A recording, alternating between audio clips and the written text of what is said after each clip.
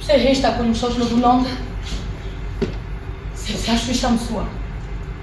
Sepse kujtoja se grushtat dhe shqelmat ishin në çdo shtëpi. Historia e Vesës së dhunuar dhe të trajtuar pa dinjitet, por që rigjen forcën për t'u ringritur dhe marrë nën kontroll jetën e saj, erdhi mbrëmjen e së hënës premier nën interpretimin e shkëlqyer të Mimoza Marianaku dhe Romir Zallës. A është një kurosur? Po, gati. Një vepër teatrale që u drejtohet grave, por dhe gjithë shoqërisë shqiptare, që shpesh shfaqet patriarkale dhe shtypse ndaj grave dhe vajzave.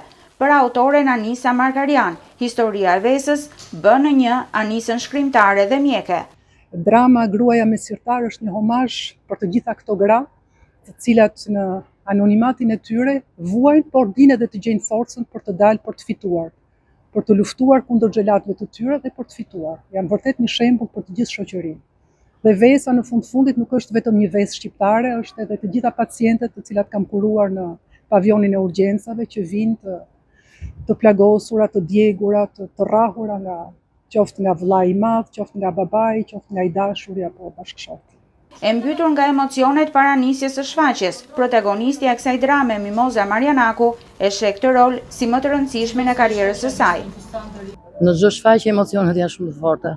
Ne aktorët jemi gjithmonë provim.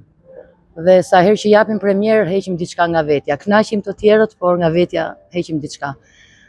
Ndërsa këtë radhë është një emocion shumë më i madh, sepse unë luaj për mendimin tim krye rolin e jetës time. Për më shumë se një orë, publiku i pranishëm mbeti i mbërthyer pas monologëve të gjatë të personazhit të Vesës, që përmes rrëfimit të eksperiencave të hidhura, bënte katarsisin shpirtëror për të rifituar në fund veten e saj.